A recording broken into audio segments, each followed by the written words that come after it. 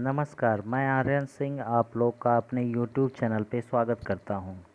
इस वीडियो में मैं आप लोगों को आरोग्य सेतु ऐप्स के बारे में बताऊँगा, जो कि कोरोना के पेशेंटों को या फिर उनके सिम्टम वाले पेशेंट को ट्रैक करने के लिए और ट्रेस करने के लिए भारत सरकार ने बनाया है। तो आइए उसके बारे में हम जानते हैं।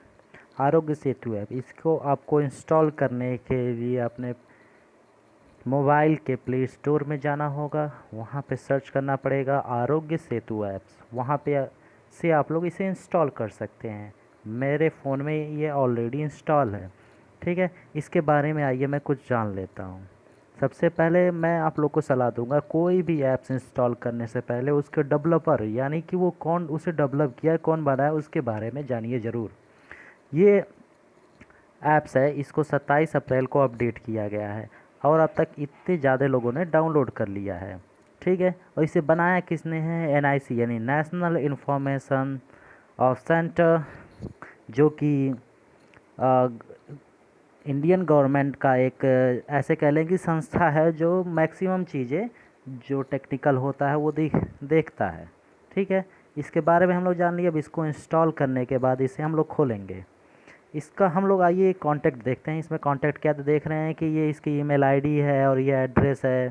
ठीक है, आइए अब इसको हम खोलते हैं। इसको जब आप खोलेंगे तो ये 12 लैंग्वेजों में अवेलेबल है, जिसमें हम इसे चूज़ करते हैं आसानी के लिए हिंदी, और हम नेक्स्ट करते हैं। और यहाँ पे देखेंगे, यहाँ पे कुछ इन्फॉर्मेशन देगा, ये आप लोग को ज़रूर पढ़ लेना चाहिए। हम इसमें रजिस्टर करेंगे। रजिस्टर करते समय ये आपको कुछ परमिशन मांगेगा, जैसे कि ब्लूटूथ को ऑन या फिर ऑफ़ करने के लिए। तो मैं इसे क्या कर देता हूँ, अलाउ कर देता हूँ। उसके बाद जब मैं आगे बढ़ूँगा तो ये लोकेशन मांगेगा, लोकेशन को भी मैं अलाउ कर देता हूँ। ठीक है, इसके बाद ये मोबाइल नंबर मांगेगा, मोबाइल नंबर मैं डालता हूँ इसमें। जिसके बाद ये OTP आएगी। OTP आने के बाद ये ऑटोमेटिक उसे एक्सेप्ट कर लेगा और ये खुल गया। इसमें आपको देखिए ये स्थिति दी गई है, अपनी स्थिति। ये ऊपर बता रहा है कि 9.53 crore Indian are using Aarogya Setu apps. इतने लोग इस सेतु ऐप्स का यूज़ कर रहे हैं। इसमें ये इन्फॉर्मेशन कुछ आपको देता रहता है जो आपको पढ़ना चाहिए। इस ऐप्स के थ्रू अगर आप PM केयर फंड में डोनेट करना चाह रहे हैं तो डोनेट कर सकते हैं। डोनेट करने का तरीका यहाँ पे दो है। पहला तो आप उसके वेबसाइट पे जाके डोनेट करिए, या तो फिर UPI के थ्रू। UPI पे क्लिक करेंगे, आपके मोबाइल में जो भी ऐप्स इंस्टॉल है UPI का, उस पर वो रिफ़र कर दे देगा और आप उसको पेमेंट जितना भी आप चाहें डोनेट कर सकते हैं। यहाँ पे कॉल हेल्पलाइन है, जिस पे आप कॉल करके अगर कोई समस्या है तो उसे जान सकते हैं। यहाँ पे ऊपर की तरफ देखें तो मीडिया से रिलेटेड कुछ ये चीज़ें दिया गया है, वीडियो जो इसके बारे में सुझाव या फिर जो भी चीज़ें हैं वो दिया गया है। ये अपडेट दिया गया है। जिस समय मैं ये ऐप्स इंस्टॉल किया हूँ उस समय अब तक उत्तर प्रदेश में 3,214 लोग संक्रमित हैं और स्वस्थ हो गए हैं 1,387 लोग, जबकि इस समय 66 लोग मर चुके हैं। और पूरे देश में 59,662 लोग संक्रमित हैं और स्वस्थ हो चुके हैं 17,847, जबकि डेथ हो चुकी है 1,981 लोगों की। ये इंडिया का ग्राफ इसमें दिखाया गया है। ये ग्राफ का मतलब ये है, ये जैसा कि आप ग्राफ ये देख रहे हैं, ये बहुत ही ये ऊपर की तरफ बढ़ता जा रहा है। अगर ये ग्राफ ऐसे फ्लैट हो जा रहा है तो माना जाता है कि धीरे धीरे संख्या घट रही है, लेकिन ऐसा नहीं है। ये संक्रमित होने की संख्या है और ये स्वस्थ होने की संख्या उसी हिसाब से भी बढ़ रही है। मरने वालों की संख्या ये बीच में अचानक बढ़ी थी, धीरे धीरे ये फ्लैट हो रहा है। अब हम उत्तर प्रदेश के बारे में इसमें देख लेते हैं। उत्तर प्रदेश में अगर हम देखें तो कुल संक्रमितों की संख्या का ये ग्राफ दिखा रहा है। एक बीच में यहाँ पे ग्राफ फ्लैट हुआ था, लेकिन फिर ये धीरे धीरे ऊपर की तरफ उठने लगा। उसी तरह स्वस्थ होने का भी ग्राफ बहुत तेज़ी से ऊपर की तरफ उठ रहा है, जो अच्छी बात है। मरने वालों की भी संख्या का ग्राफ लगातार ऊपर की तरफ उठ रहा है।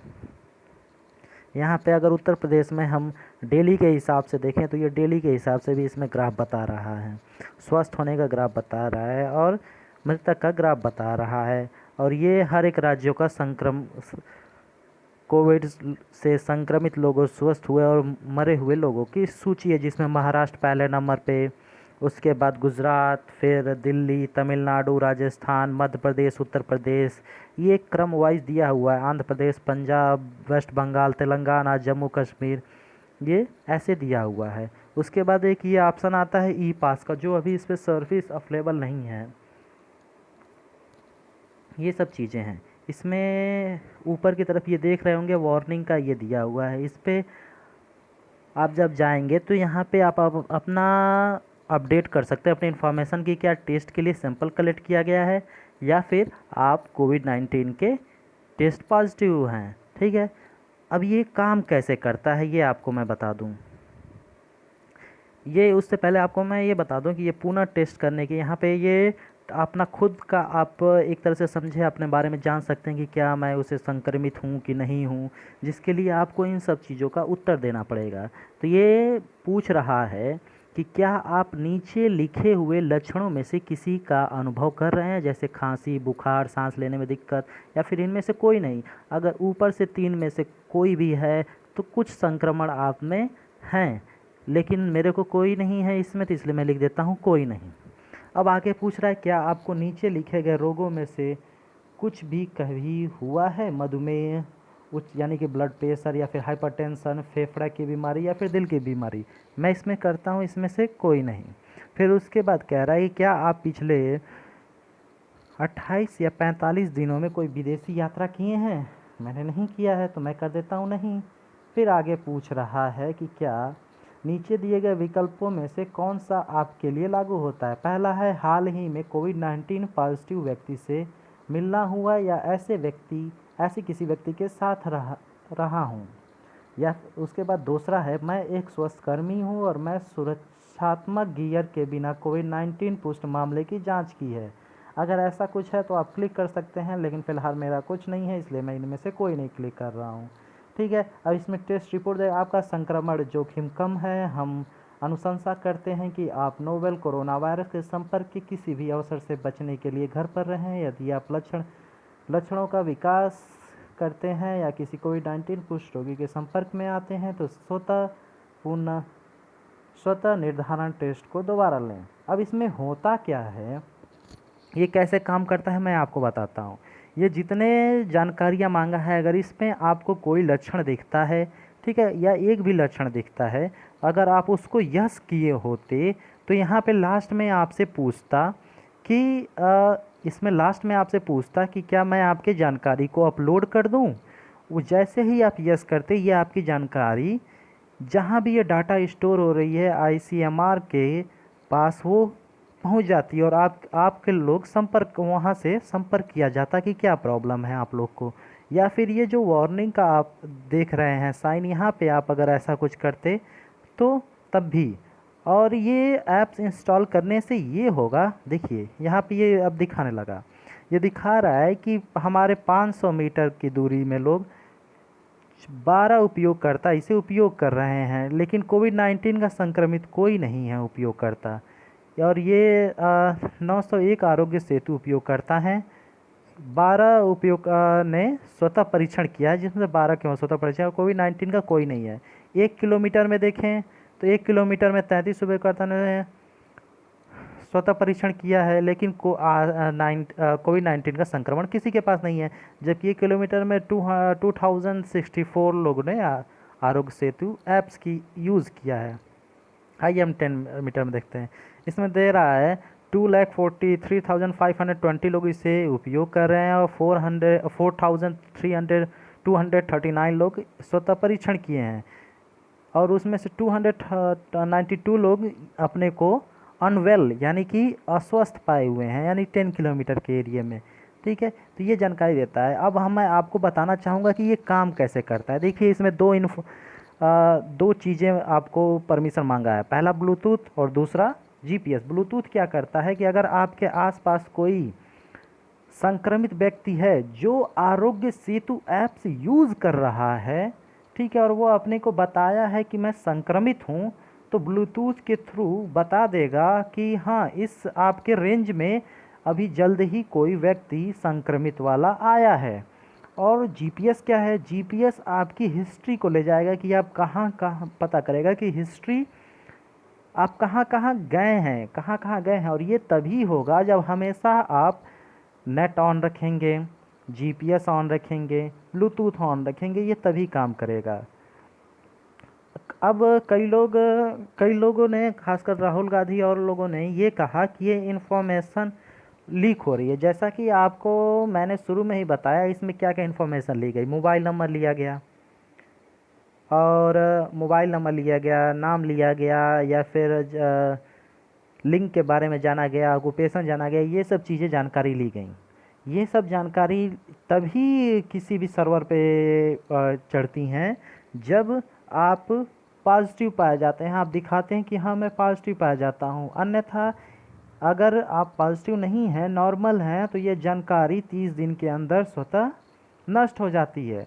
केवल ये जानकारी आईसीएमआर के पास तभी जाएगी जब आप पॉजिटिव पाए जाएंगे, तो आपको टेंशन लेने की कोई ज़रूरत नहीं है। वैसे भी जहाँ तक कि आपको ऐसी इन्फॉर्मेशन लीक होने की बात है, तो इंडिया में बहुत सी ऐसे जगह हैं जहाँ कूपन के नाम पे नाम भरवा लिया जाता है, नंबर भरवा लिया जाता है। तो आप जाने अनजाने में कई जगहों पे आप अपनी जानकारियाँ दे सकते हैं। हालांकि जानकारियाँ नहीं देनी चाहिए। अब इसका यूज़ कैसे किया जाता है, अलग अलग कंपनियां आपको फ़ोन करके और सब चीज़ें करके इसी के थ्रू नंबर पाती हैं। लेकिन भारत सरकार ने सबको निश्चिंत किया है कि ऐसी कोई भी जानकारी किसी के साथ साझा नहीं की जाएगी, और ये जानकारियां अधिक से अधिक 60 दिनों के अंदर स्वतः नष्ट हो जाएंगी। इसलिए आपको चिंता करने की कोई ज़रूरत नहीं है। आप ये ऐप्स इंस्टॉल करिए, नेट ऑन रखिए, ब्लूटूथ ऑन रखिए, जीपीएस ऑन रखिए, जिससे अगर बाहर जाते हैं तो खासकर, जिससे आपको अगर कोई संक्रमित व्यक्ति आपके रेंज में आता है तो आपकी पहचान हो सके। अगर आपको भी लगता है कि मैं संक्रमित हूं, तो पुनः टेस्ट का जो ये ऑप्शन दिया है, इस माध्यम से आप आप बता सकते हैं कि हाँ मैं संक्रमित हूं। तो उस हिसाब से जो स्वास्थ्यकर्मी है वो आके आपका टेस्ट लेंगे। हाँ, ये भी जानकारी कि आप अस्पताल नहीं जाएंगे, आप फ़ोन करेंगे या फिर इसके थ्रू खुद संपर्क किया जाएगा, और स्वास्थ्यकर्मी आएंगे, आपको एम्बुलेंस ले जाएंगे, आपको अपने साधन से नहीं जाना है। ये सब चीज़ें हैं। अगर आपको और भी कोई जानकारी चाहिए तो आप कमेंट करके पूछ सकते हैं। मैं जितना जानकारी जानता था उस हिसाब से अपनी जानकारी दे दिया। धन्यवाद। मेरा यूट्यूब वीडियो सब्सक्राइब कर दीजिएगा और वीडियो को लाइक कर दीजिएगा। धन्यवाद।